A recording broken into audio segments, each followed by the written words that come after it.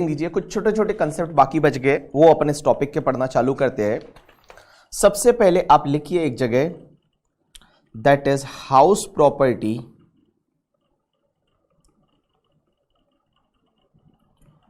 Held as stock in trade. अगर मान लो हाउस प्रॉपर्टी आपका स्टॉक इन ट्रेड है तो क्या होगा? Stock in trade. आप ऐसा लिखिए, house property held as stock in trade. अगर हाउस प्रॉपर्टी आपका स्टॉक इन ट्रेड है तो उस केस में क्या होगा? आप ब्रैकेट में लिखिए बिल्डर, एग्जाम्पल के लिए ब्रैकेट में लिख लीजिए बिल्डर। बिल्डर्स के पास में बहुत घर पड़े रहते हैं, तो वो घर का क्या होगा? तो बड़ी सिंपल सी बात है कि एक बात बताओ, अगर वो घर बेचने से इनकम आएगी तो कहां जाएगी? तो आप यहां लिखिए, पहला तो income from sale of house property और दूसरा income from let out the house property. अगर उसने कोई भी घर बेच दिया तो उस केस में क्या होगा? एक बात बताओ, बिल्डर जब घर बेचता है तो उसकी इनकम कौन से हेड में जानी चाहिए? आप ही मुझे बता दो, आप मुझे बता दो फटाफट, ये कहां टैक्सेबल होगी? Taxable under the head, taxable under the head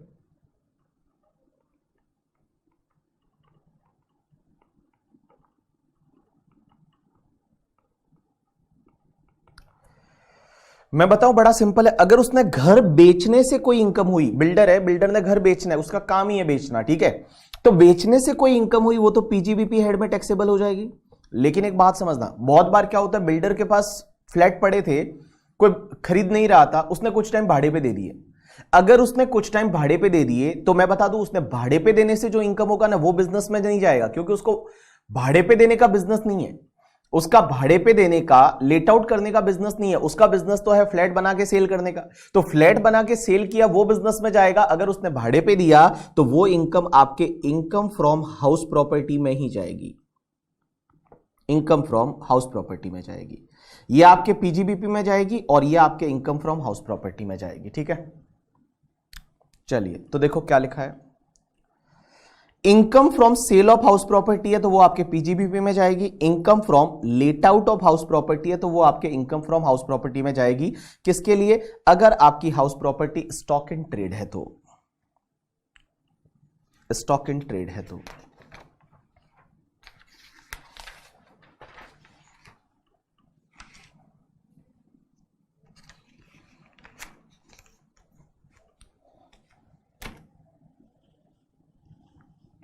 मैंने क्या बोला कि अगर stock in trade house property है, जैसे बिल्डर के लिए घर थे, बिल्डर ने घर बेचा तो कहां जाएगा? बिजनेस में इनकम जाएगा।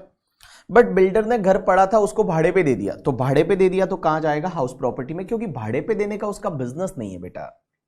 अगर किसी का भाड़े पे देने का बिजनेस होता तो फिर बिजनेस में जाता, लेकिन इसका भाड़े पे देने का बिजनेस थोड़ी था। इसका तो क्या था? स्टॉक इन ट्रेड, जो हाउस प्रॉपर्टी थी उसको बेचने का काम था। तो बिल्डर के केस में तो ये बेचने का काम था, तो बेचने से इनकम होगी वो बिजनेस में, और किसी को भाड़े पे दे दिया तो उसकी इनकम होगी वो हाउस प्रॉपर्टी में। अब एक बात बताओ मुझे, इधर देखिए सब लोग, सब लोग इधर देखिए, एक बार इधर देखिए। सेकेंड केस में सेक्शन 22 कैसे फुलफिल नहीं हो रहा? हो रहा है ना ईशा? एक बात बता, सेकेंड केस में दो कंडीशन थी। पहली कंडीशन हाउस प्रॉपर्टी होनी चाहिए, हाउस प्रॉपर्टी होनी चाहिए। दूसरी कंडीशन असेसी उसका ओनर होना चाहिए, ओनर है ना, बिल्डर ओनर है ना। बिल्डर के पास अगर कोई फ्लैट पड़े है तो वो ओनर है ना उसका। हाँ भाई, बिल्डर के पास में अगर कोई फ्लैट पड़े है तो उसका ओनर तो है ही है, कैसे नहीं है ओनर करके, ठीक है। बिल्डर के पास फ्लैट है तो उसका ओनर तो है ही है। जैसे मान लो एक बिल्डर है, बिल्डर ने एक बिल्डिंग बना दी, अब उसने बिल्डिंग में से फ्लैट बेचता है तो बेचने से जो इनकम होगी वो बिजनेस में जाएगी। उसने कुछ टाइम के लिए खाली पड़े थे, कोई खरीद ही नहीं रहा था, उसने भाड़े पे चढ़ा दिए, तो भाड़े से जो इनकम आएगी वो हाउस प्रॉपर्टी में जाएगी। हाँ बेटा, यस, पीजीबीपी में इनकम जाती है वो अंडर सेक्शन 28 होती है चार्जिंग सेक्शन, और हाउस प्रॉपर्टी में अंडर सेक्शन 22 होती है चार्जिंग सेक्शन। चलिए अब इधर देखिए एक और एग्जांपल, इधर देखिए। एक बिल्डर है, बिल्डर ने मान लो ये बिल्डिंग बना दी, बिल्डर ने ये बिल्डिंग बना दी, ये बिल्डिंग बना दी, इसमें बहुत सारे फ्लैट है, ये देखिए इतने सारे फ्लैट है उस बिल्डिंग में। अब हुआ क्या, इतने सारे फ्लैट है उस बिल्डिंग में, बिल्डर ने बनाई। अगर बिल्डर इसको सेल करता फ्लैट्स को तो बिजनेस में जाती, भाड़े पे देता तो हाउस प्रॉपर्टी में जाती। उसने ना तो बेचा और ना ही इसको किसी को लेट आउट कर दिया, ऐसे ही खाली पड़ा है, खाली पड़ा है। एक बात बताओ, ये खाली पड़ा है इसका मतलब क्या होता है कि ये खाली पड़े हैं, ऐसे ही फ्लैट खाली पड़े हैं। तो क्या ऐसा हो सकता है कि डीएलओपी मान ले? भाई एक बात बताओ मुझे, अगर बिल्डर के पास में कोई स्टॉक इन ट्रेड फ्लैट थे और वो खाली पड़े हैं, तो खाली पड़े हैं तो उस केस में क्या होता है कि देखो खाली पड़े हैं, ना तो उसने बेचा होता तो कहां चला जाता, बिजनेस में चला जाता, भाड़े पे दिया तो होता हाउस प्रॉपर्टी में चला जाता, लेकिन खाली पड़े हैं। तो खाली पड़े हैं तो एक ऐसा बोल दूंगा ये तो सब उसके खुद के यूज के लिए हो रहे हैं या खाली पड़े हैं। तो जब आप कोई भी प्रॉपर्टी खुद के यूज के लिए यूज करते हो या खाली पड़ा रहता है, तो उस केस में क्या होता है कि 2 तक तो आप एसओपी का बेनिफिट ले सकते हो कि 2 तो आपकी एसओपी चलो, और 2 के बाकी वाली है वो आपको डीएलओपी माननी पड़ेगी। तो क्या बिल्डर के लिए ये जितनी भी 2 को छोड़ के, मान लो 2 उसके लिए एसओपी मान लेते हैं, बाकी जितने भी फ्लैट खाली पड़े हैं क्या उनको हम डीएलओपी मान ले? यहां पे लॉ मेकर्स ने एक अमेंडमेंट किया 2 साल पहले, और इन्होंने क्या बोला पता है कि जिस ईयर में कंस्ट्रक्शन कंप्लीट हुआ ना उस बिल्डिंग का, उस ईयर में कंस्ट्रक्शन कंप्लीट होने वाले ईयर के एंड से, मान लो यहां 16 जुलाई 2021 को कंस्ट्रक्शन कंप्लीट हुआ, तो ये ईयर कंप्लीट कब होगा? 31 मार्च 2022। यहां से लेके 2 साल तक, 2 इयर्स तक ये प्रॉपर्टी जो है इसको हम डीएलओपी नहीं मानेंगे। मींस टिल 31 मार्च 2024 तक इसको हम डीएलओपी नहीं मानेंगे। मींस इसका नेट एनुअल वैल्यू है वो निल ही लेंगे, मींस इसको कोई भी टैक्स नहीं लेंगे। लेकिन यार 2 साल हो गए, कंस्ट्रक्शन कंप्लीट हो गया, उसके बाद 2 साल हो गए, उसके बाद भी तुम भाड़े पे नहीं दे रहे हो या उसको बेच नहीं रहे हो, तो इस 2 साल के बाद में, इस डेट के बाद में जो है वो इसको डीएलओपी माना जाएगा और बिल्डर के हाथ में इनकम टैक्सेबल हो जाएगी। वापस बोल रहा हूं कि अगर बिल्डर ने कोई बिल्डिंग बना दी, अरे भाई वो बिल्डिंग बनाई, फ्लैट खाली पड़े हैं, तू बेचेगा तो बिजनेस में जाएगा, भाड़े पे देगा तो हाउस प्रॉपर्टी में जाएगा, ना बेचा ना भाड़े पे दिया, खाली पड़ा है, बिल्डिंग बन गया। अब एक बात समझना, उसमें यहां लॉ मेकर्स बोलते हैं कि अगर कोई प्रॉपर्टी का कंस्ट्रक्शन कंप्लीट हुआ, उस ईयर के एंड से लेके 2 साल तक उसकी नेट एनुअल वैल्यू हम निल लेंगे, मींस उसको डीएलओपी नहीं मानेंगे। लेकिन 2 साल के बाद जो है फिर हम उसकी जो वैल्यू ले लेंगे और उसको डीएलओपी मानेंगे और उसको टैक्सेबल करेंगे। मैं एक एग्जांपल लूंगा, पहले मैं आपको लिखवा देता हूं ये कंसेप्ट, उसके बाद मैं एक एग्जांपल लूंगा और उसके बाद आपको क्लैरिटी यहां पे आ जाएगी। तो लिखिए, यहां पे 2 साल पहले एक अमेंडमेंट आया था, तो आप उसको ऐसे एज अमेंडमेंट के रूप में ही लिख सकते हैं। अमेंडमेंट अभी नहीं है, पहले आया था 2 साल पहले। देखिए क्या लिखा हुआ है, लिखो, where the house property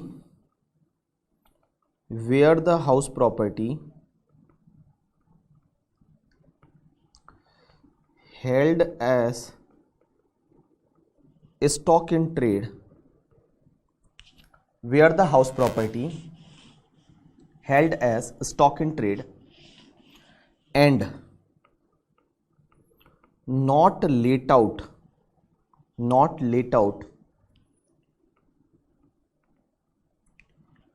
during the previous year, इस साल आपने लेट आउट नहीं किया, during the previous year, then NAV shall be treated as nil. NAV shall be treated as nil for the period of 2 years from the end of financial year to the period of 2 years from the end of the financial year in which construction is completed.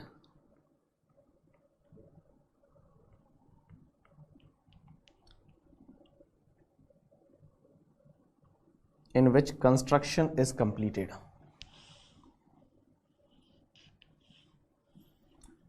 वापस बोल रहा हूं मैंने क्या लिखा है, देखिए, where the house property held as stock in trade not let out during the previous year, then NAV shall be treated as nil for the period of 2 years from the end of the financial year in which construction is completed.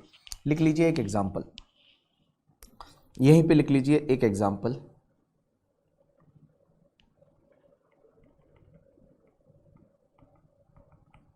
Example में लिख लीजिए, DLF builder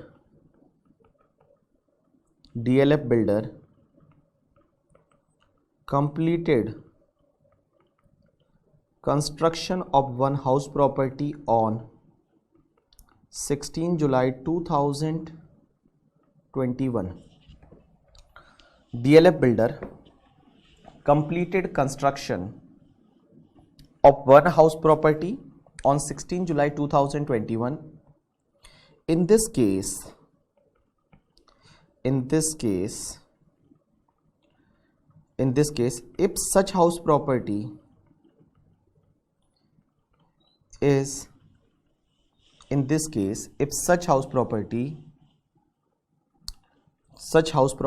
is not let out, then NAV of such house property shall be treated as nil till 31st March 2024.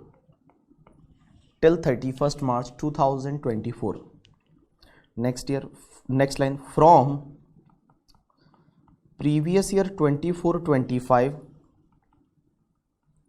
this house property is treated as DLOP and income will be taxable under income from house property. This house property is treated as DLOP and income will be taxable under the head house property. Income will be taxable under the head house property.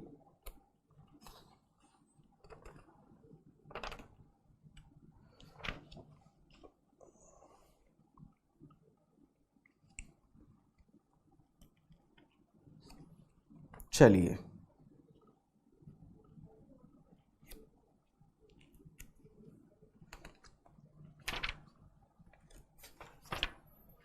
अब आप heading दीजिए,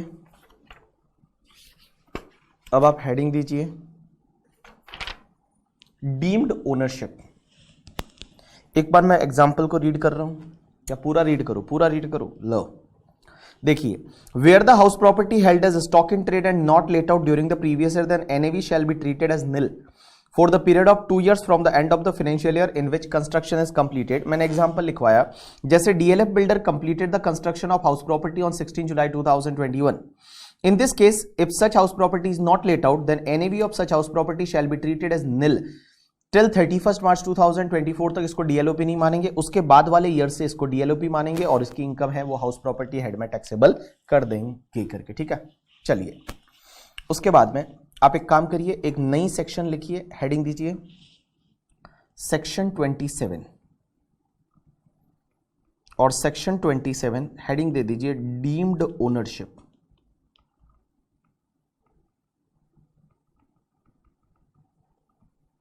deemed ownership.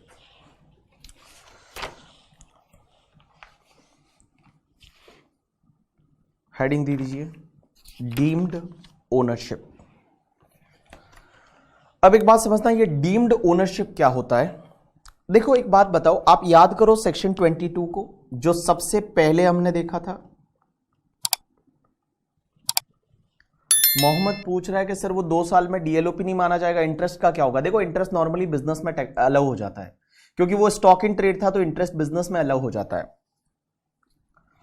चलिए, आपने late join किया तो उसमें मेरी गलती नहीं है रमित। आप एक बार जैसे ही आपका लेक्चर कंप्लीट हो जाता है, घर पे जाके आपको 50% का बैकअप दे रखा है, आप लेक्चर को डाउनलोड करिए और वापस से देखिए स्टार्टिंग के 15 मिनट, ठीक है। चलिए, आपको पता सेक्शन 22 मैंने बताया था, 22 ये बोलता था हाउस प्रॉपर्टी हेड में इनकम तभी आती है जब आप एक तो क्या होनी चाहिए, हाउस प्रॉपर्टी होनी चाहिए, और दूसरे आप उसके ओनर होने चाहिए। क्या होने चाहिए? ओनर होने चाहिए। अब एक बात समझना, यहां ओनर का मतलब क्या होता है?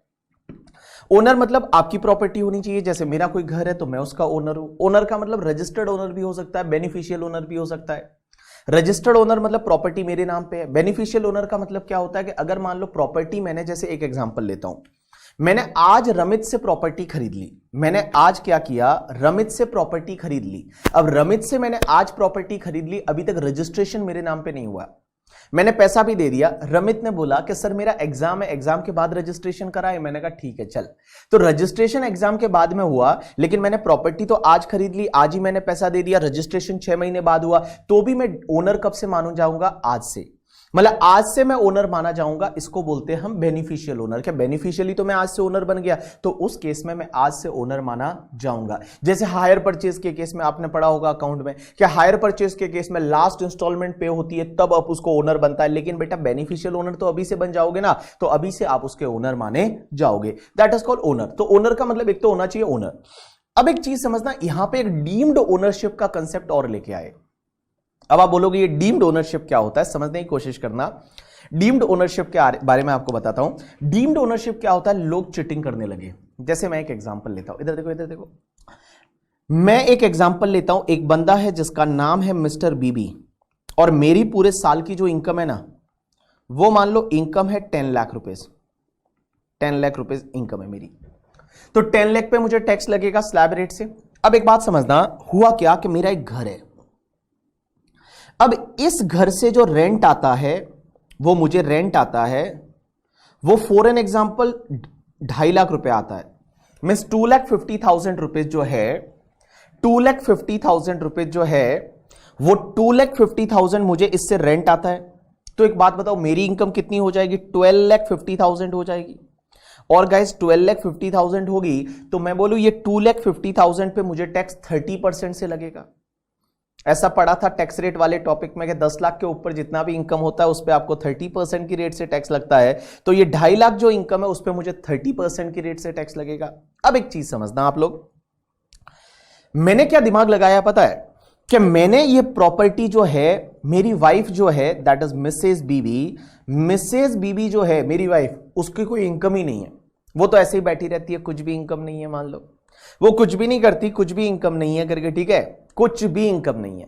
मैंने क्या किया पता है? मेरी वाइफ को ये घर मैंने गिफ्ट कर दिया। मैंने मेरी वाइफ को ये घर जो है वो गिफ्ट कर दिया, बोला ले लो गिफ्ट करके, ठीक है। मेरी वाइफ को लगा वाओ मजा आ गया, मुझे गिफ्ट दे रहे हैं वैलेंटाइन डे पे वगैरह करके, ठीक है। उसका बर्थडे था उस दिन, मैंने घर गिफ्ट कर दिया। उसको बिल्कुल भी पता नहीं था कि मैं प्लानिंग कर रहा हूं। उसको है ना, बिल्कुल भी पता नहीं था कि मैं प्लानिंग कर रहा हूं, मैं उसको घर गिफ्ट क्यों दे रहा हूं। उसके पीछे मेरा औचित्य था, मेरा टैक्स वाला दिमाग था। और मैंने क्या सोचा कि मैं वाइफ को घर गिफ्ट दे देता हूं, एक तो वाइफ खुश हो जाएगी, और दूसरी चीज क्या होगी कि अब जो ये 2.5 लाख रुपए का रेंट है ये वाइफ को मिलेगा। ये 2.5 लाख रुपए का जो रेंट है, 2,50,000 का रेंट है, वो मेरी वाइफ को मिलेगा। और जब मेरी वाइफ को मिलेगा तो उस केस में क्या होगा कि मेरी वाइफ को टैक्स भी नहीं लगेगा। मेरी वाइफ को तो टैक्स भी नहीं लगेगा क्योंकि मेरी वाइफ की इनकम तो है ही नहीं। तो वो 2.5 लाख रुपए वाइफ को मिलेगा, बेसिक एग्जाम्पशन का बेनिफिट मिल जाएगा, कुछ भी टैक्स वैक्स नहीं लगेगा। देखो वाइफ भी खुश और मैं भी खुश। मैंने ऐसा दिमाग लगाया, और वाइफ तो अपनी ही है ना, कहां लेके जाएगी? घर करके, ठीक है। तो लोग ऐसे प्लानिंग करते थे, और लोग ऐसे प्लानिंग करते थे तो लॉ मेकर्स ने क्या किया? लॉ में अमेंडमेंट कर दिया, और बोलते ये चीटिंग कर रहे हो तुम, ये चीटिंग कर रहे हो। तो लॉ मेकर्स ने क्या किया पता है? एक लॉ में अमेंडमेंट करके और एक कंसेप्ट लाया डीम्ड ओनरशिप का। और डीम्ड ओनरशिप में क्या लिखा कि अगर कोई भी इंडिविजुअल है और वो इंडिविजुअल जो है वो क्या करता है, अपने स्पाउस को अगर कोई भी हाउस प्रॉपर्टी दे देता है, या तो गिफ्ट में या लो कंसिडरेशन से, मींस एडिक्वेट कंसिडरेशन नहीं है, कम कंसिडरेशन में 10 रुपए में दे दिया, 20 रुपए में या गिफ्ट में दे दिया, तो उस केस में ये स्पाउस भले ओनर हो, क्योंकि मेरी वाइफ अब ओनर होगी, उसके नाम पर डॉक्यूमेंट बना देंगे, वाइफ ओनर हो गई, लेकिन डीम्ड ओनर मैं माना जाऊंगा। इस प्रॉपर्टी को मैंने वाइफ को गिफ्ट कर दिया तो भी इसका डीम्ड ओनर मैं माना जाऊंगा, और जो इनकम 2.5 लाख रुपया है ना, वो वाइफ के हाथ में टैक्सेबल नहीं होगी, वो मेरे हाथ में टैक्सेबल होगी करके, ठीक है, वो मेरे हाथ में टैक्सेबल होगी, वो इनकम जो है वो वाइफ के हाथ में टैक्सेबल ना होके मेरे हाथ में टैक्सेबल हो जाएगी। लॉ मेकर्स देखो कितने शातिर लोग हैं।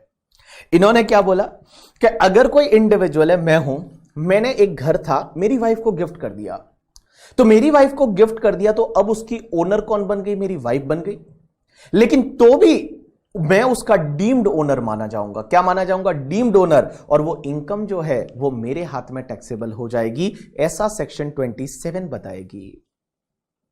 ऐसे का ऐसे मेरा माइनर चाइल्ड है जिसका नाम है देवम, छोटा सा बच्चा है देवम, 5 साल का, उसकी कोई इनकम नहीं है, वो तो खिलौनों से खेलता है, वो तो खिलौनों से खेलता है, उसकी कोई भी इनकम नहीं है। अब एक बात समझना, हुआ क्या कि मैंने क्या किया, मेरा जो घर था वो मेरे माइनर चाइल्ड को ट्रांसफर कर दिया, माइनर चाइल्ड को गिफ्ट कर दिया, और मैंने सोचा उसको तो कोई टैक्स नहीं लगेगा। लॉ मेकर्स बोलते हैं ऐसा कैसे, आप उसके डीम्ड ओनर माने जाओगे। क्या माने जाओगे? आप जो है वो उसके डीम्ड ओनर माने जाओगे। तो हम डीम्ड ओनरशिप की बात कर रहे हैं, डीम्ड ओनरशिप के बारे में लिख रहे हैं, तो जैसे जैसे मैं बोलता हूं वैसे वैसे आप साथ साथ में लिखिए जाइए। आपने हेडिंग दे दिया डीम्ड ओनरशिप सेक्शन 27, और उसमें सबसे पहले आप लिखिए जैसे जैसे मैं बोलता हूं वैसे वैसे आप लिखिए करके, ठीक है।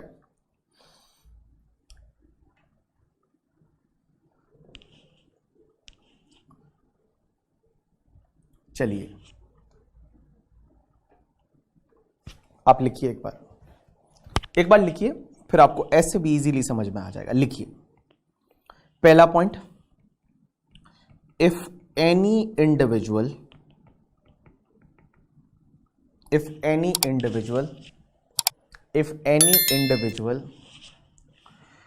Transfer house property to his/her spouse for without consideration, his/her spouse for without consideration मतलब फ्री में, और inadequate का मतलब होता है कम कंसिडरेशन में, inadequate consideration if any individual transfer house property to his/her spouse for without consideration or inadequate consideration, then such individual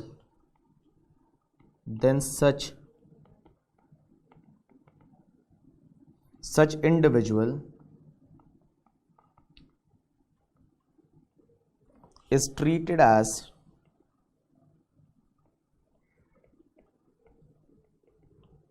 deemed owner. Such individual is treated as deemed owner of such house property. Deemed owner of such house property. लेकिन बेटा इसका एक exception है, exception क्या है मैं बताता हूं। ट्रांसफर इन कनेक्शन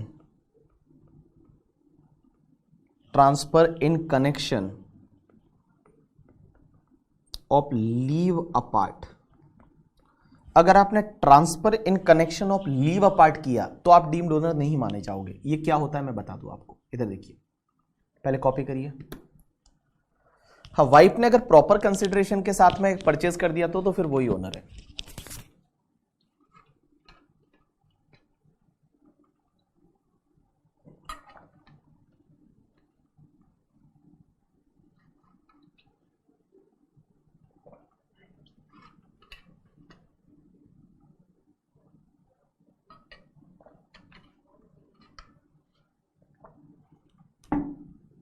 ये बोलता है कि ये सिर्फ इंडिविजुअल के लिए लगेगा। एक बात बता, वाइफ और हस्बैंड इंडिविजुअल के होते हैं, तूने बाकी के देखे हैं? किसी कंपनी की वाइफ देखी है? कंपनी का हस्बैंड देखा है? मतलब कुछ तो है ना, सच्ची कुछ भी बातें करते हैं फालतू फालतू की। यहां जब वाइफ हस्बैंड की बात कर रहे तो वो इंडिविजुअल के होते हैं, मैंने तो यही सुना है करके, ठीक है। हाँ अभी रुक जाइए। तो देखिए क्या लिखा हुआ है, मैंने वापस बोल रहा हूं मैं। If any individual, that is बीबी sir, transfer house property to his or her spouse, मैंने मेरे स्पाउस को ट्रांसफर किया फॉर विदाउट कंसिडरेशन और इनएडिक्वेट कंसिडरेशन। इनएडिक्वेट का मतलब क्या होता है? इनएडिक्वेट का मतलब क्या होता है? इनएडिक्वेट का मतलब होता है कि लाइक कम कंसिडरेशन में। Then such individual is treated as deemed owner of such house property. अब एक बात समझना, इसका एक एक्सेप्शन है कि आप डीम्ड ओनर नहीं माने जाओगे अगर आपने ट्रांसफर किया in connection of the leave apart. अब आप बोलोगे ये लीव अपार्ट क्या होता है? बहुत बार क्या होता है, आजकल आपने देखा होगा हस्बैंड वाइफ के बीच में डाइवोर्स नहीं हुआ लेकिन वो अलग रहते हैं। आपने ऐसा देखा होगा कि हस्बैंड और वाइफ के बीच में डाइवोर्स नहीं हुआ बट वो अग्रीमेंट करते हैं कि हम अलग रहेंगे, हम साथ में नहीं रहेंगे, ठीक है।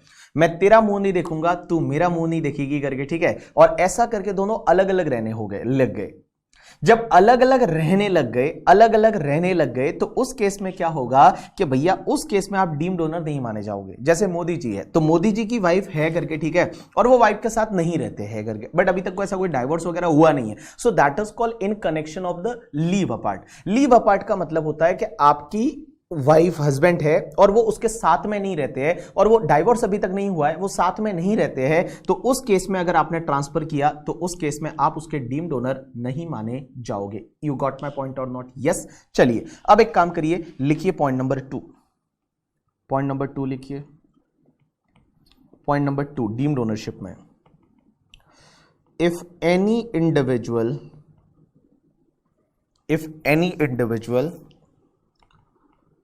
transfer any house property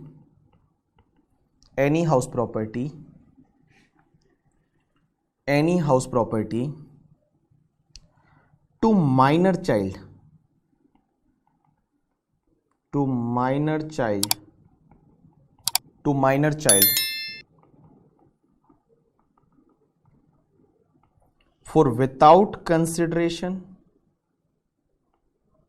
or inadequate consideration,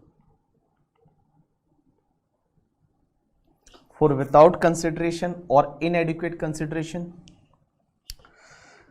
if any individual transfer any house property to minor child for without consideration or inadequate consideration, then such individual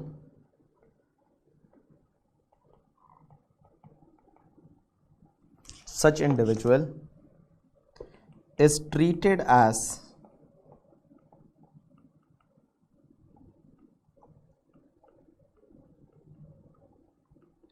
deemed owner. Such individual is treated as deemed owner.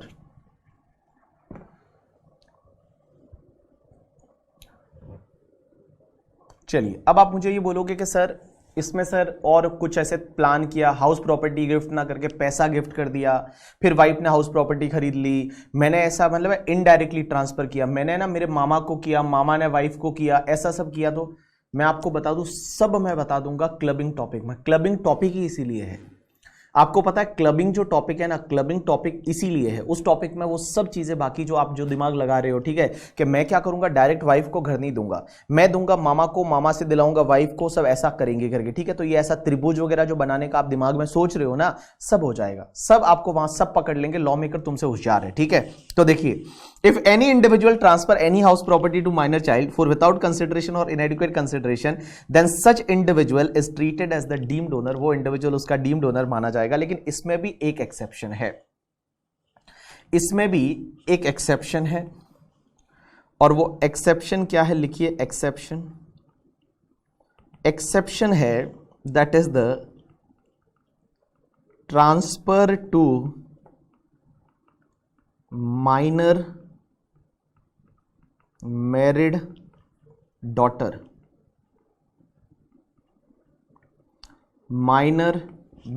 daughter, exception है minor married daughter. तो देखिए, जैसे मैं example लेता हूं, ओ कुछ दिखाई नहीं दे रहा है, अभी अभी दिखाते, रुकिए।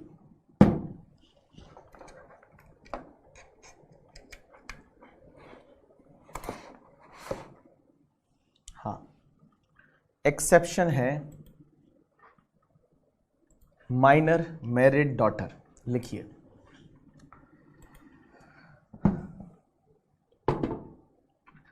इधर देखिए,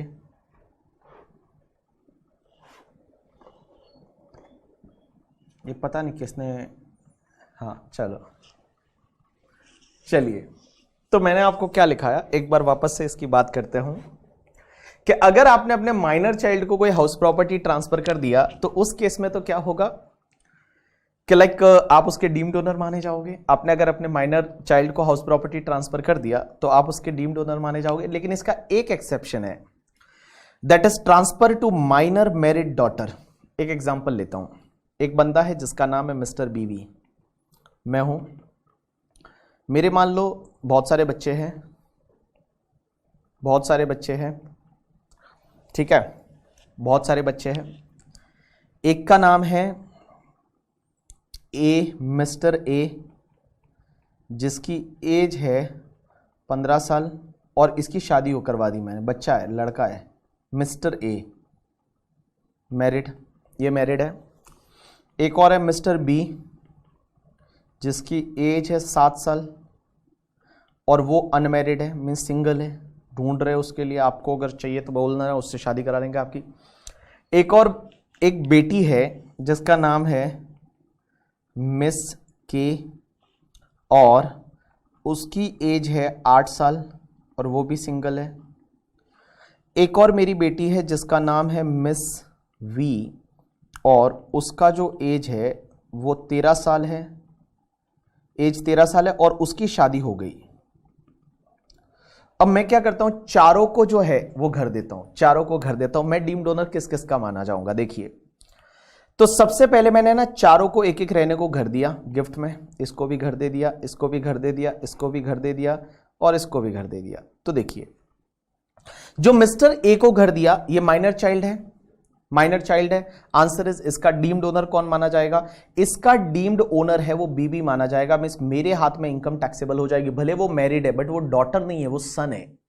एक्सेप्शन में सिर्फ क्या है, माइनर मैरिड डॉटर। अगर मान लो आपकी बालिका वधू है और मेरी बेटी की मैंने शादी करा दी और उसको मैंने घर दिया तो चलेगा, वो ओनर मानी जाएगी, मैं उसका ओनर नहीं माना जाऊंगा। दूसरे में मिस्टर बी जो है, मिस्टर बी करके मैंने जो है वो 7 साल का बेटा है, उस केस में भी इसका डीम्ड ओनर कौन माना जाएगा, मैं ही माना जाऊंगा।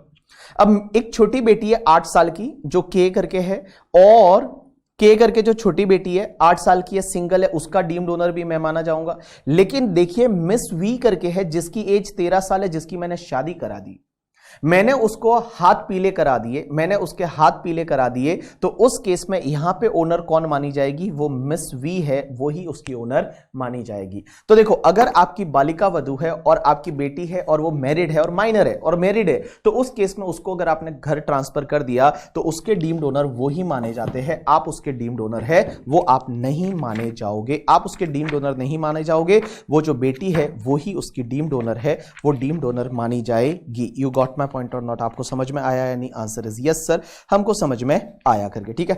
चलिए, अब एक बात और समझना आप लोग, नेक्स्ट पार्ट लिखिए। अब आप बोलोगे सर ऐसा कैसे सर, माइनर मैरिड का तो सर एक बात बताइए सर, माइनर मैरिड तो आजकल इलीगल है, ये है वो है। देखो इलीगल है या नहीं है वो पता नहीं है मुझे करके, ठीक है, बट लॉ में है ऐसा, लॉ में ऐसा लिखा हुआ है कि अगर आप माइनर मैरिड डॉटर को जब ट्रांसफर करोगे तो आप डीम्ड ओनर नहीं माने जाओगे। छोटी बेटी की शादी, अब आप है ना, इसको अलावा आप किसी को भी घर ट्रांसफर कर दो, आप डीम्ड ओनर नहीं माने जाओगे, ये दो को अलावा। अगर आप अपनी मम्मी को ट्रांसफर करते हो घर, आप डीम्ड ओनर नहीं माने जाओगे। आप अपने मेजर सन को करते हो, डीम्ड ओनर नहीं माने जाओगे। आप मेजर डॉटर को करते हो, डीम्ड ओनर नहीं माने जाओगे। आप अपने मामा को घर ट्रांसफर करते हो, डीम्ड ओनर नहीं माने जाओगे। सिर्फ ये दो ही लोगों को दे रखा है। आपने अपने पापा से अगर मान लो घर ट्रांसफर कर दिया तो आप डीम्ड ओनर नहीं माने जाओगे। सिर्फ ये दो ही केस में आप डीम्ड ओनर माने जाओगे और कहीं पे भी आप डीम्ड ओनर नहीं माने जाओगे। You got my point or not? Yes. चलिए, अब एक काम करिए आप लोग, तीसरा पॉइंट लिखिए, दैट इज तीसरा पॉइंट लिखिए डीम्ड ओनर में, होल्डर ऑफ इम्पार्शिएबल स्टेट। लिखिए होल्डर ऑफ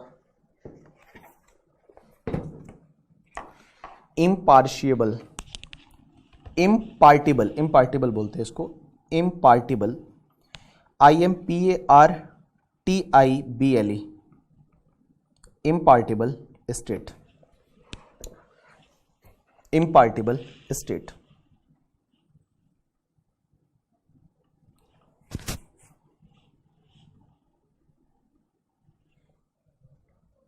तो लिखिए it means property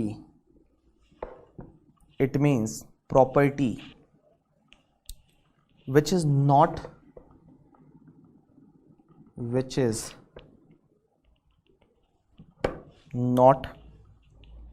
it means property which is not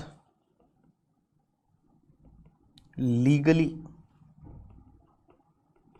divisible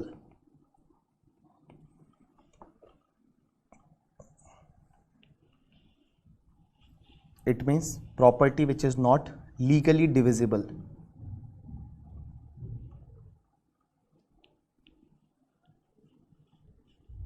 इसका मतलब मैं समझाऊंगा अब आपको। देखिए पहले लिखिए आप होल्डर ऑफ इम्पार्टिबल स्टेट और फिर लिखिए it means property which is not legally divisible, और इसमें लिखिए the main holder of impartible state is treated as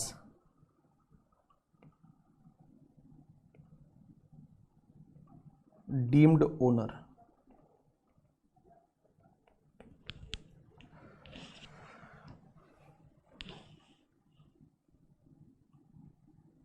Snehal ने बोला कि अगर अनमैरिड जो रहता है, क्या बोलते हैं, अनमैरिड डॉटर को, अगर अनमैरिड मेजर डॉटर को, तो मेजर डॉटर ही रहेगी ना यार, वो तो माइनर का एक्सेप्शन था। खजूर है क्या तुम? स्नेहल बोल रही है कि एक बात बताओ, मेजर डॉटर को ट्रांसफर किया तो मेजर डॉटर को ट्रांसफर किया, भले वो मैरिड है या अनमैरिड है, वो खुद ही डीम्ड ओनर रहेगी, उससे क्या फर्क पड़ता है। चलिए अब आप मुझे कॉन्ट्रैक्ट एक्ट के में कंसिडरेशन का मतलब क्या होगा, कंसिडरेशन में लव एंड अफेक्शन कंसिडरेशन आएगा या नहीं आएगा। कोर्ट ने बोला हुआ है love and affection may be A consideration but it's not a adequate consideration. मैं आपको क्लबिंग में इसके बारे में बताऊंगा। चलिए अब इधर देखिए आप, प्लीज आप इस पे इधर इतना अभी आप डिस्कशन मत करिए, ठीक है। क्वेश्चन आता है नहीं कभी, इसका प्रैक्टिकल क्वेश्चन आते हैं इंटर में। चलिए देखिए होल्डर ऑफ इम्पार्टिबल स्टेट का मतलब क्या होता है कि बहुत बार क्या होता है, जैसे एक प्रॉपर्टी है, फॉर एन एग्जाम्पल ये प्रॉपर्टी है, और ये जो प्रॉपर्टी है, ये प्रॉपर्टी में कुछ ऐसा लाइक फॉर एन एग्जाम्पल, एक एग्जाम्पल लेते हैं, इधर देखिए ये एक प्रॉपर्टी है, और ये प्रॉपर्टी जो है एक दादाजी थे, और वो दादाजी ने क्या किया था कि ये प्रॉपर्टी जो है वो एक ट्रस्ट को दी थी, ट्रस्ट के नाम पे थी, ट्रस्ट के नाम पे थी। दादाजी जो है, दादाजी ने वो प्रॉपर्टी ट्रस्ट के नाम पे कर दी, और ट्रस्ट को बोला कि ये ट्रस्ट तुम्हारे नाम पे प्रॉपर्टी रहेगी बट मेरे बेटे उसमें रहेंगे।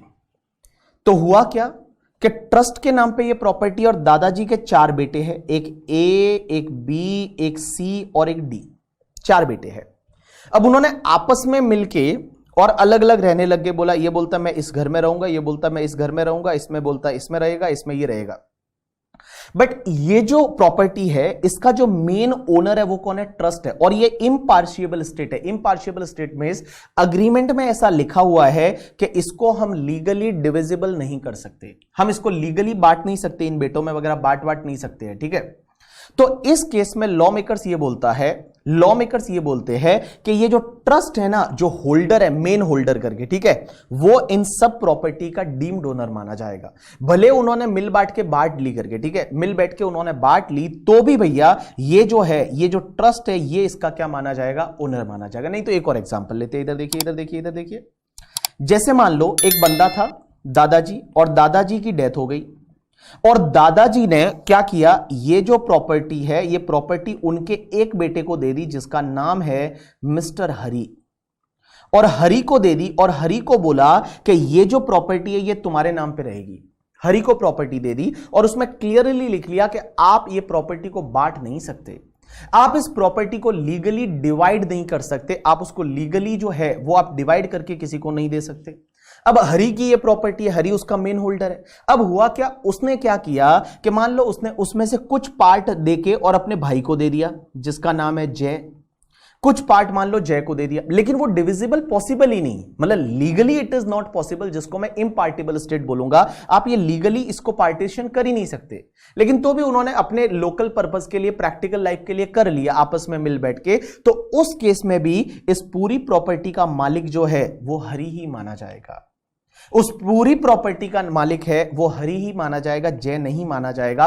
That is called deemed owner, मतलब इसमें जितनी भी प्रॉपर्टी है उसका जो मालिक है वो हरी ही माना जाएगा। आपको सिर्फ इतना ध्यान रखना है कि अगर इम्पार्शियबल स्टेट है, लीगली जिसको डिवाइड नहीं कर सकते, तो उस केस में जो मेन ओनर कौन है, जो मेन ओनर रहेगा वो उसका डीम्ड ओनर माना जाएगा। चलिए अब एक काम करिए, आप लिखिए पॉइंट नंबर 4, पॉइंट नंबर 4 लिखिए, पॉइंट नंबर 4 लिखिए। ये आपने, आपको पता है, ऐसा आपने कभी सुना होगा तो, आप वो तारक मेहता का उल्टा चश्मा देखते हो, कोऑपरेटिव सोसाइटी के बारे में आपने सुना होगा। अब एक चीज समझना, आपने तारक मेहता का उल्टा जो सच क्या बोलता है, तारक मेहता का जो आता है तारक मेहता, उसमें आपको पता है एक कोऑपरेटिव सोसाइटी है। अब एक बात बताइए, एक कोऑपरेटिव सोसाइटी है और इस सोसाइटी का नाम है गोकुलधाम, गोकुलधाम कोऑपरेटिव सोसाइटी। अब एक चीज समझना, उस गोकुलधाम कोऑपरेटिव सोसाइटी में बहुत सारी प्रॉपर्टीज है, बहुत सारी प्रॉपर्टीज है। उसमें देखो एक घर है वो किसका है, जेठालाल का, जेठालाल का।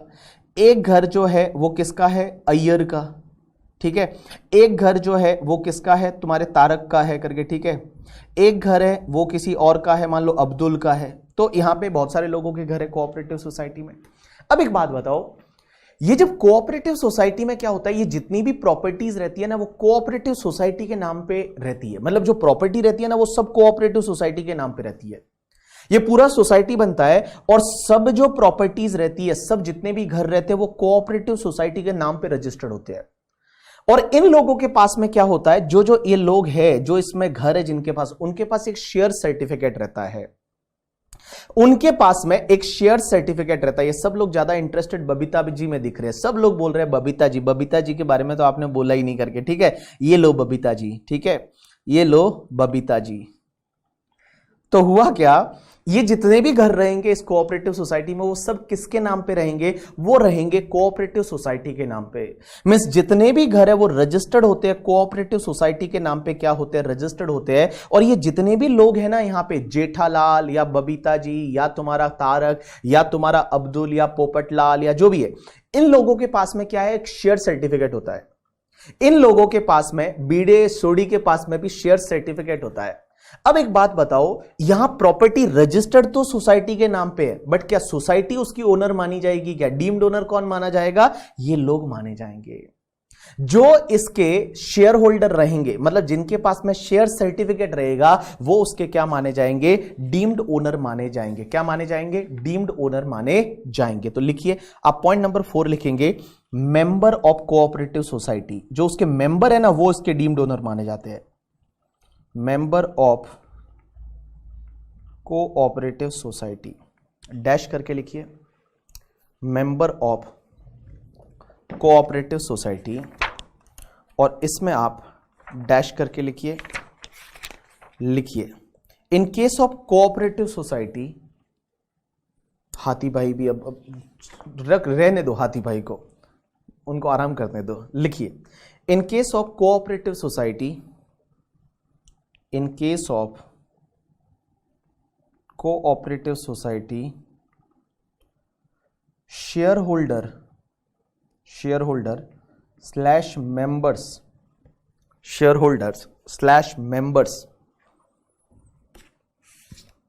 shareholder slash member are treated as deemed owner.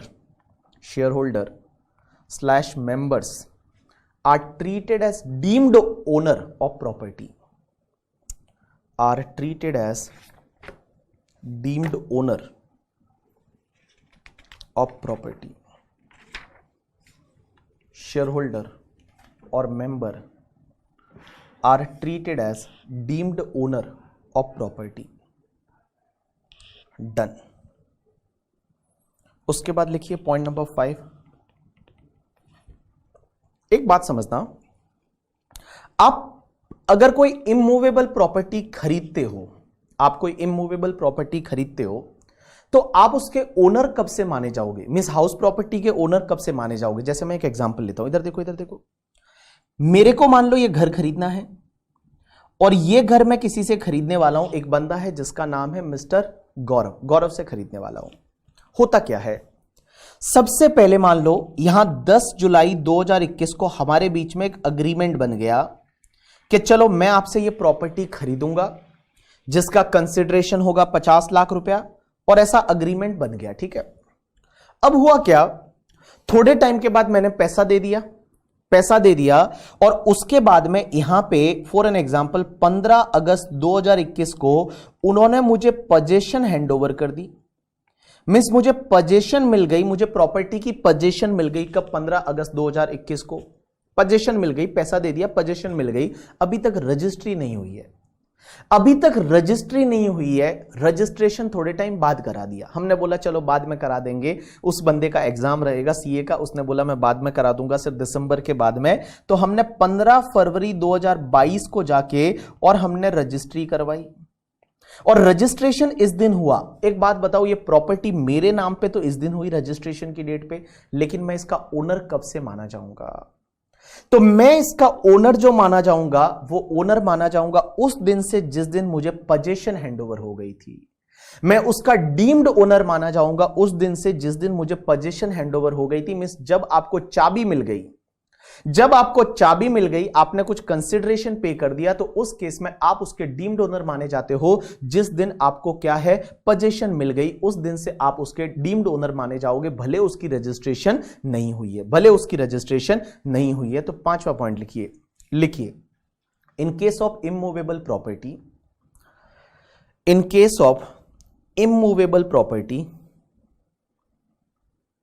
Of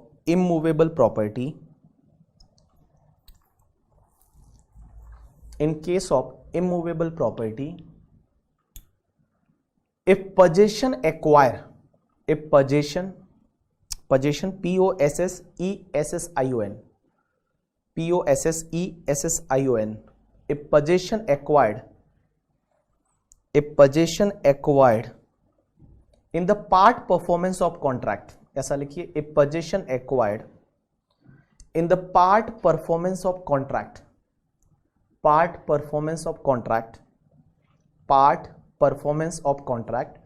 क्योंकि एक बात समझना, कॉन्ट्रैक्ट कंप्लीट तो कब होगा? जब रजिस्ट्री होगी। तो आप ऐसे लिखिए, in the part performance of contract, then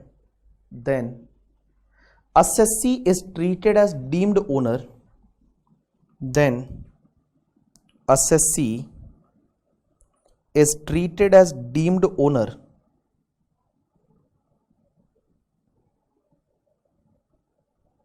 then assessee is treated as deemed owner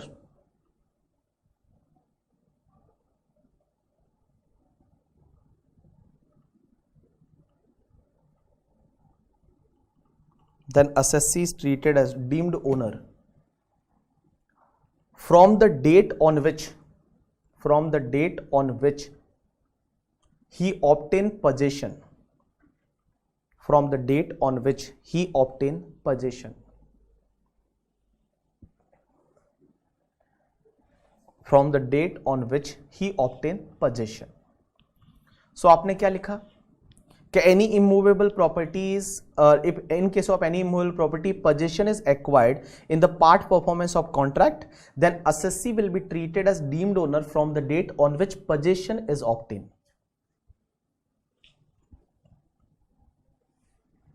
ठीक है, from the date on which possession is obtain, मतलब जिस दिन पोजेशन आ गया आप उसके ओनर बन गए। चलिए लास्ट पॉइंट, जो मैं ये सिखा रहा हूं डीम्ड ओनर का, आज तक कभी एग्जाम में आया नहीं है इंटर में। ठीक है, लिखिए point number I think 6 last, लिखिए लास्ट 6 पॉइंट, लिखिए इफ एनी हाउस प्रॉपर्टी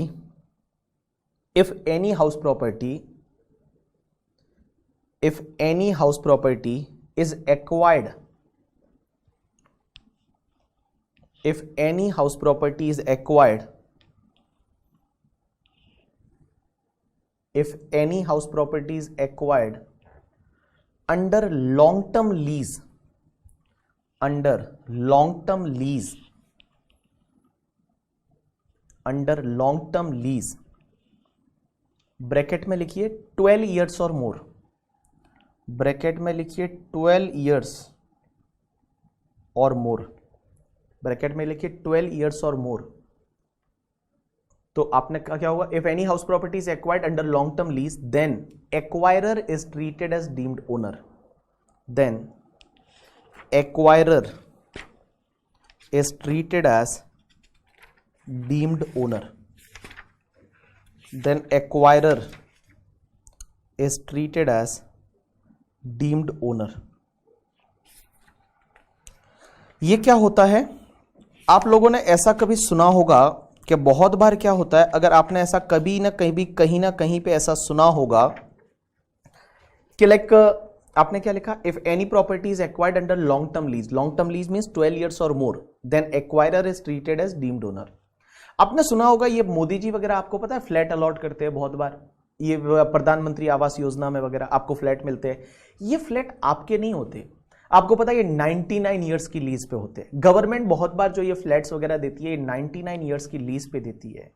तो ये 99 ईयर्स की जो लीज होती है, क्या आप उसके डीम्ड ओनर माना चाहोगे? Answer is yes.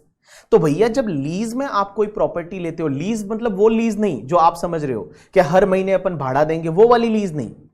लीज का मतलब आपका उस प्रॉपर्टी में राइट आ गया और वो 12 इयर्स या उससे ज्यादा के लिए राइट है। आप मंथली भाड़ा नहीं देते, एक साथ आप पेमेंट कर लेते हो और आपकी वो प्रॉपर्टी बन जाती है। ये बेसिकली जो गवर्नमेंट आपको लीज पे घर वगैरह देती है, जो आपको मुंबई में एक महाड़ा करके है, महाड़ा, मुंबई में महाड़ा है, वैसे ही आपने सुना होगा दिल्ली में एक डीडीए करके है, दिल्ली में दिल्ली डेवलपमेंट अथॉरिटी करके, वो लोगों को लॉटरी से घर निकालती है, आपको पता है। और वो लॉटरी से अगर आपका घर खुल जाता है तो आपको वो घर में रहने को मिलता है।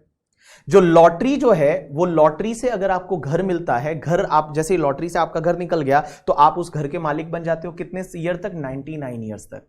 कितने ईयर्स तक? 99 ईयर्स तक। 99 ईयर्स तक आप उसके क्या बन जाओगे? ओनर बन जाओगे। और जब 99 ईयर्स तक आप उसके ओनर बनते हो तो उसको बेसिकली बोला जाता है कि आप उसके ओनर माने जाओगे। जैसे जयपुर में जेडीए है, यस, जयपुर डेवलपमेंट अथॉरिटी, तो वो घर आपको देते हैं, वो कितने 99 ईयर्स के देते हैं, वो लीज पे रहते हैं। बेसिकली आप एक पैसा दे दो, लमसम करके पैसा ले लेते हैं, 99 ईयर्स तक वो चाहते हैं तो वापस ले सकते हैं, बट लेते नहीं है, वो वापस आपको रिन्यू करके दे देते हैं। वो लीज होल्ड को फिर वो फ्री होल्ड में कन्वर्ट करते हैं और वो सब फ्यूचर की बातें होती है, तो वो भी आप डीम्ड ओनर माने जाओगे। चलिए अब आप एक काम करिए, आ जाइए, अपने कुछ क्वेश्चंस बचे हैं उस पे, सब लोग आ जाइए, अपने कुछ क्वेश्चन बचे हैं उस पे, और क्वेश्चन नंबर 19 पे आइए, क्वेश्चन नंबर 19 पे आ जाइए, क्वेश्चन नंबर 19 पे आ जाइए सब लोग, क्वेश्चन नंबर 19 पे आ जाइए। बहुत ही प्यारा क्वेश्चन है, क्वेश्चन बचे हैं, क्वेश्चन के बाद में आपका टॉपिक कंप्लीट। तो आ जाइए क्वेश्चंस पे। क्वेश्चन नंबर 19 क्या बोलता है, सब लोग ध्यान देना, all people pay attention. Question number 19, सब लोग 19 पे आइए। डन। मिसेज रोहिणी रवि करके है, एक सिटीजन ऑफ यूएसए है, is a resident and ordinarily resident in India.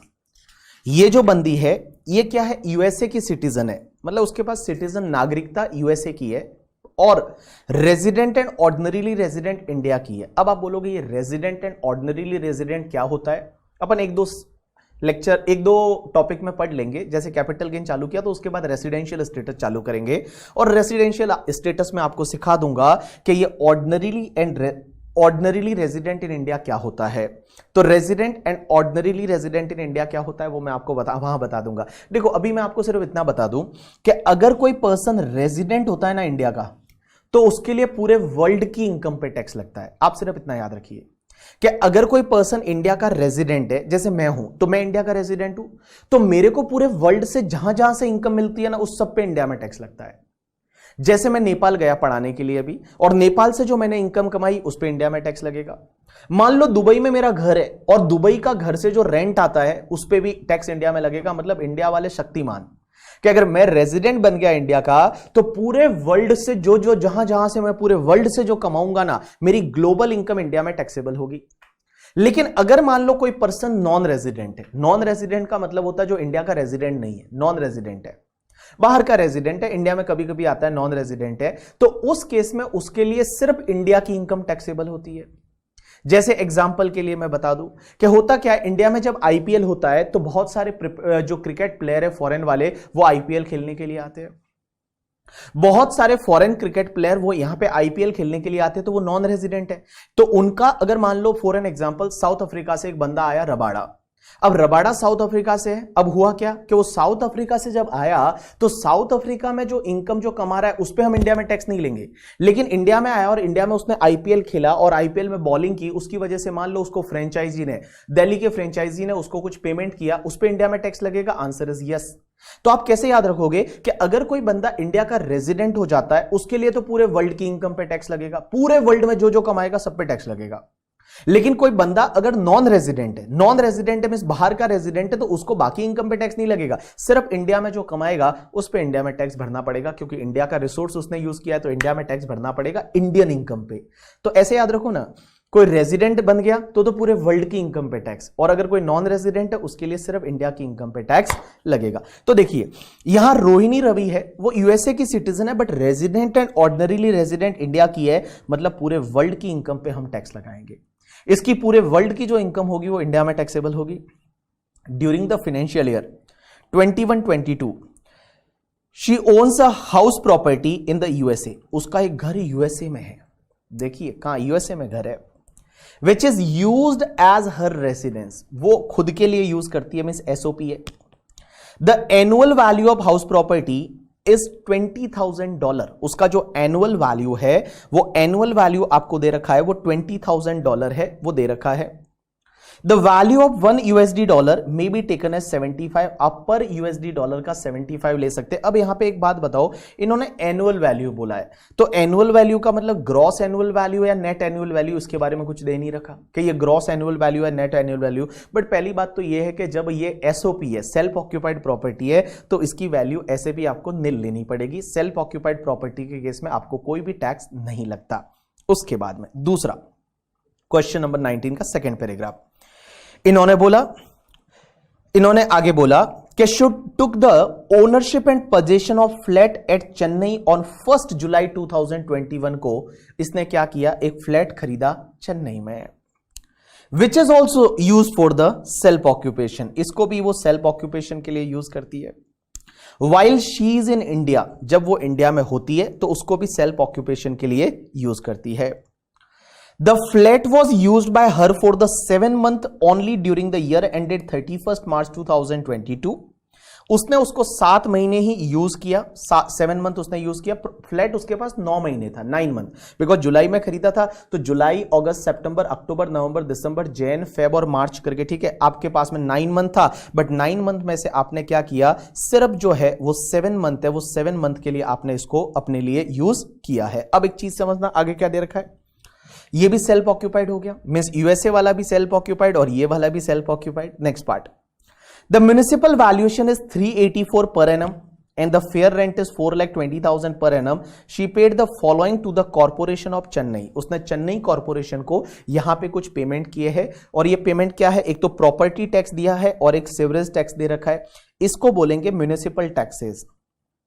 ये तुम्हारे म्युनिसिपल टैक्सेस है। बट एक बात बताऊं, यहां म्युनिसिपल टैक्सेस से मतलब ही नहीं है, क्योंकि दोनों ही एसओपी है और दो एसओपी का बेनिफिट ले सकते हैं। एक तो यूएसए वाला घर है, उसको हम एसओपी 1 ले लेंगे, इसका भी बेनिफिट ले लेंगे, और इसका एसओपी 2 लेंगे, क्योंकि 2 एसओपी तो फ्री रहती है, 2 एसओपी का एनुअल वैल्यू आपका निल आएगा। लेकिन इंटरेस्ट ऑन लोन आएगा, आंसर इज यस। अब एक बात समझना, इन्होंने इंटरेस्ट ऑन लोन की आपको डिटेल दे रखी है, तो इन्होंने इंटरेस्ट ऑन लोन की डिटेल दे रखी है। She had taken a loan from Standard Chartered Bank in June 2019 में लिया था for purchasing this flat। अब एक बात बताओ, ये फ्लैट खरीदने के लिए उसने लोन लिया था जून 2019 में, ये फ्लैट खरीदने के लिए, and interest on loan was as under. अब यहां जून 2019 में लोन लिया था, उसका पीरियड प्रायर टू 1 अप्रैल 2021 तक का इंटरेस्ट इतना है, फिर 1 अप्रैल 2021 से लेके 30 जून 2021 तक का इंटरेस्ट इतना है, और 1 जुलाई 2021 से लेके 31 मार्च 2022 तक का इंटरेस्ट इतना है। एक बात बताओ मुझे, मैंने आपको एक कंसेप्ट पढ़ाया था, pre construction period interest. Pre construction period interest क्या होता था, अगर आप वापस से अपने दिमाग में रिमाइंड करो तो मैंने बताया था जिस ईयर में कंस्ट्रक्शन कंप्लीट हुआ उसके पिछले जितने भी ईयर से उसका इंटरेस्ट है उसको प्री कंस्ट्रक्शन पीरियड इंटरेस्ट बोलते हैं। लेकिन सर एक बात बताइए, कोई प्री एक्विजिशन पीरियड इंटरेस्ट भी हो सकता है या नहीं? जैसे मैं एक एग्जांपल लेता हूं, आप समझना। हाँ, आज ये कौन सा मंथ चल रहा है, मैं खड़ा हूं यहां पे, मान लो दिसंबर 2021 में, मान लो दिसंबर 2021 में मैं खड़ा हूं, मुझे घर लेना है। मैंने क्या किया, बैंक से आज ही लोन ले लिया। मैंने बैंक से आज ही लोन ले लिया और मैंने एचडीएफसी से मान लो 20 लाख का आज लोन ले लिया। 1 दिसंबर 2021 को बैंक से आज मैंने 20 लाख का लोन ले लिया और मैंने बोला कि मैं ये घर खरीदने के लिए यूज करने वाला हूं। मैंने 20 लाख का लोन ले लिया एचडीएफसी बैंक से आज 1 दिसंबर को, और मैं घर खरीदना चाहता हूं। मैं घर ढूंढने लगा। अब बहुत बार क्या होता है, घर ढूंढने में बड़ा टाइम लग जाता है। कभी कभी 2 महीने, 4 महीने, 5 महीने, 6 महीने निकल जाते हैं। उसके बाद आपको जो आपका डिजायर घर है, जो आपको अच्छा घर चाहिए, वो कभी कभी मिलने में काफी टाइम लग जाता है। मान लो मैंने घर खरीदा वो 1 जुलाई 2022 को जाके खरीदा। अब एक बात बताओ, यहां प्रीवियस ईयर 22-23 में तो मेरा इंटरेस्ट आ जाएगा, 22-23 में तो मेरा घर बन गया, तो सर 22-23 का इंटरेस्ट तो अलाउ हो जाएगा क्योंकि घर आ गया ना, मैंने घर खरीद लिया इस साल में। इस साल में 1 जुलाई 2022 को मैंने घर परचेज कर दिया, तो प्रीवियस ईयर 22-23 में तो मेरा घर हो गया। Sir what about the interest paid till 31 मार्च 2022 तक क्या होगा? सर 1 दिसंबर से लेके 31 मार्च 2022 तक का जो इंटरेस्ट है, दिसंबर, जैन, फेब और मार्च, वो 4 महीने के इंटरेस्ट का क्या होगा? गाइस वो 4 महीने का इंटरेस्ट का वही होगा जैसा प्री कंस्ट्रक्शन पीरियड इंटरेस्ट था। लॉ में प्री कंस्ट्रक्शन पीरियड इंटरेस्ट नहीं लिखा, लॉ में लिखा हुआ है pre acquisition period interest. Acquisition में कंस्ट्रक्शन भी हो सकता है और परचेज भी हो सकता है। तो ये जो 4 महीने का इंटरेस्ट है ना, 1 दिसंबर 21 से लेके और 31 मार्च 2022 तक, इसको मैं बोलूंगा प्री एक्विजिशन पीरियड इंटरेस्ट। इसको मैं बोलूंगा प्री एक्विजिशन पीरियड इंटरेस्ट। और ये इंटरेस्ट जो है ना, ये भी 5 इक्वल इंस्टॉलमेंट में अलाउ हो जाएगा। जिस ईयर में मैंने परचेज किया, जिस ईयर में घर मैंने परचेज किया, उस ईयर से 5 इक्वल इंस्टॉलमेंट में ये अलाउ हो जाएगा। So it will also be allowed in the 5 equal instalment. 5 equal instalment में ये अलाउ हो जाएगा। You got my point or not? You understood my point or not? Yes sir, we understood your point. तो एक बात बताओ, इस example को ध्यान से देखिए। अब आप इस एग्जाम्पल को ध्यान से देखिए। इसने जो चेन्नई का घर खरीदा है, वो घर कौन सी डेट को खरीदा है? इसने जो चेन्नई का घर है वो 1 जुलाई 2021 को खरीदा है। तो मैं आपको एक बात बोलूं, 1 जुलाई 2021 को खरीदा तो प्रीवियस ईयर 21-22 में तो उसका प्रॉपर्टी हो गया। एक बात बताओ, ये प्रीवियस ईयर 21-22 से पहले का जो इंटरेस्ट होगा वो मैं क्या बोलूंगा? Pre acquisition period interest.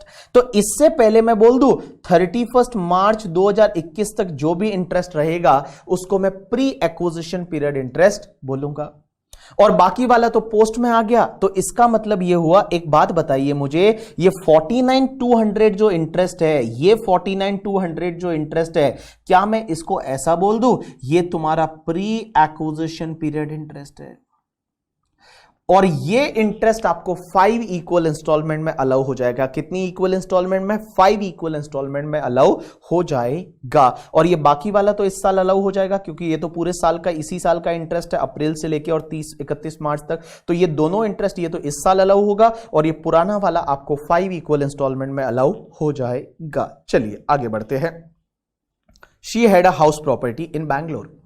पहले उसके पास एक बैंगलोर में घर था जो 2018 में उसने बेच दिया था।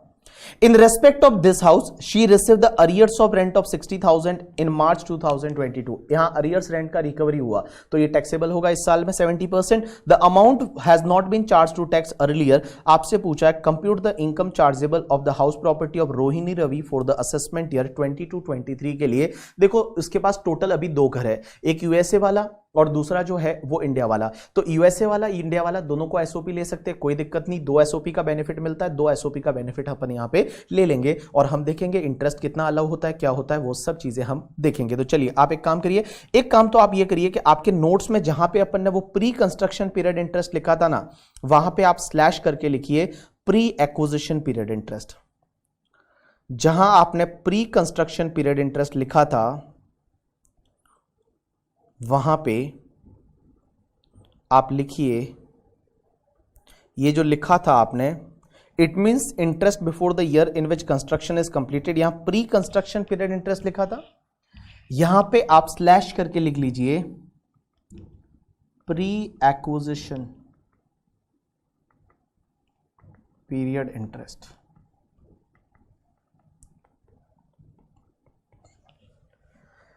जहां आपने प्री कंस्ट्रक्शन पीरियड इंटरेस्ट लिखा था वहां आप लिख लीजिए प्री एक्विजिशन पीरियड इंटरेस्ट. चलिए अब आप सॉल्यूशन करेंगे. हम आ जाइए सब लोग अपनी बुक में सॉल्यूशन में. तो सॉल्यूशन हम कर रहे हैं आपकी बुक का, ये क्वेश्चन नंबर है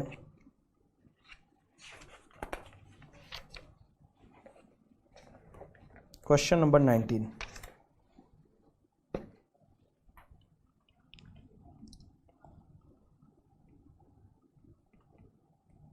page number 64. Question number 19 page number 64. चलिए नाम क्या है?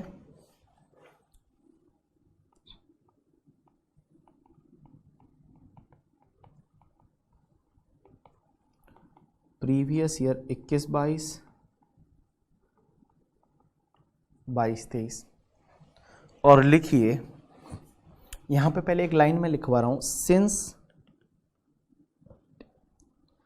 assessee is resident and ordinarily resident,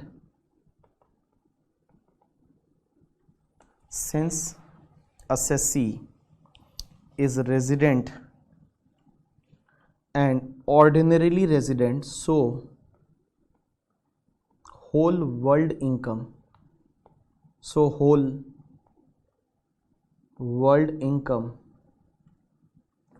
taxable in India. पूरे वर्ल्ड की इनकम टैक्सेबल इन इंडिया होगी. बाहर का जो घर है वो भी अपन इंडिया में है, मतलब उसको हाउस प्रॉपर्टी की इनकम में लेंगे. बट इसके पास दो ही घर है तो दोनों एसओपी ले लेंगे, कोई प्रॉब्लम नहीं. तो चलिए अब यहां पे हम कैलकुलेशन करेंगे income from house property. Income from house property में दो घर है उसके पास में. चलिए तो अपन एक काम करेंगे,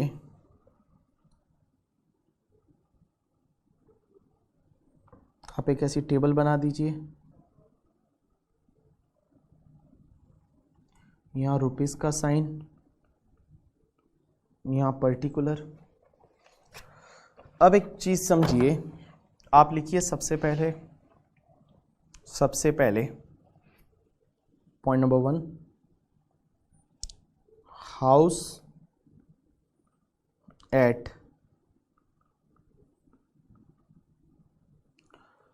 लॉस एंजलिस यूएसए.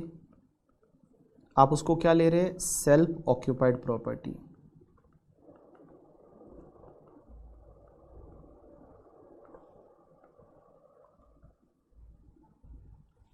तो उसमें आपका सबसे पहले नेट एनुअल वैल्यू निल आता है,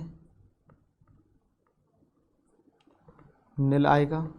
और जब नेट एनुअल वैल्यू निल है तो डिडक्शन अंडर सेक्शन 24 में आपका निल ही आ जाएगा, क्योंकि एक बात बताओ, यहाँ पे कोई भी आपका 30% स्टैंड डिडक्शन तो होगा नहीं और इंटरेस्ट है नहीं, वहाँ का कुछ दे नहीं रखा तो नील, तो इसकी इनकम जो है वो इनकम फ्रॉम हाउस प्रॉपर्टी इसकी तो नील आ गई।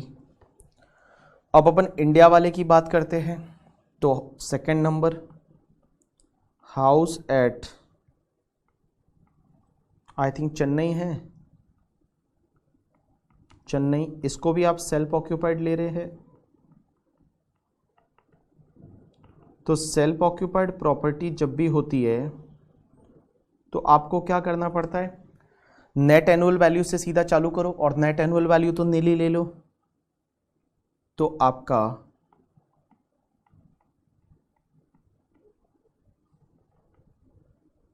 नेट एनुअल वैल्यू नील, लेस करेंगे अंडर सेक्शन 24 और डिडक्शन अंडर सेक्शन 24 में दो पार्ट, पहला तो स्टैंडर्ड डिडक्शन 30% ऑफ एनएवी, वो तो है नहीं क्योंकि नील का नील ही आएगा, एंड दूसरा interest on loan. Interest on loan के लिए हम एक काम करेंगे, एक वर्किंग नोट बना देंगे, वर्किंग नोट है वो वर्किंग नोट बना देंगे 1, तो ये जो भी रहेगा ये इसका इनकम फ्रॉम हाउस प्रॉपर्टी आ जाएगा। और तीसरा आपका बैंगलोर प्रॉपर्टी का रिकवरी ऑफ अरियर्स रेंट हुआ है वो ले लेते हैं, वो भी साथ साथ में बाद में वर्किंग नोट बना देंगे। रिकवरी ऑफ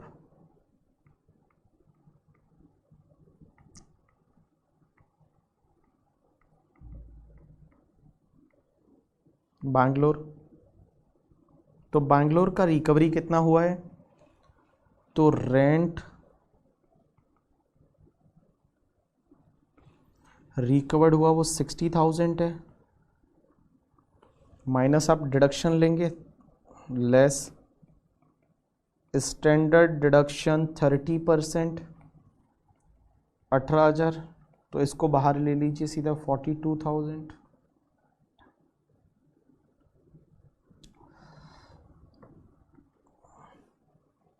अब यहाँ पे अपन ले लेंगे net income from house property. हाँ इंटरेस्ट है नहीं ना, यूएसए का कोई घर का इंटरेस्ट है नहीं, इंटरेस्ट है तो ले लेते हैं अपन। इंटरेस्ट अब जो है वो सिर्फ आपके चेन्नई प्रॉपर्टी का है, तो इसका वर्किंग नोट नंबर 1 बनाएंगे, वर्किंग नोट नंबर 1, और यहां पे लेते हैं pre acquisition period interest, pre acquisition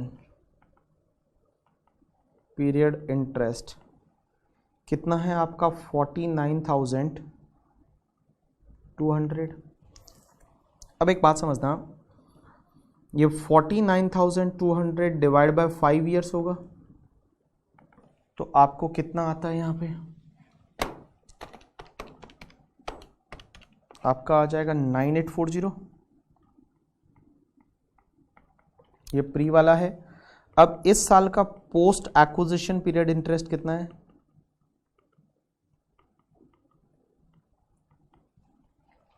post acquisition period interest है इस साल का आपका 50,800 प्लस 131,300, तो यहाँ पे 50,800 प्लस 131,300 इट्स कम्स टू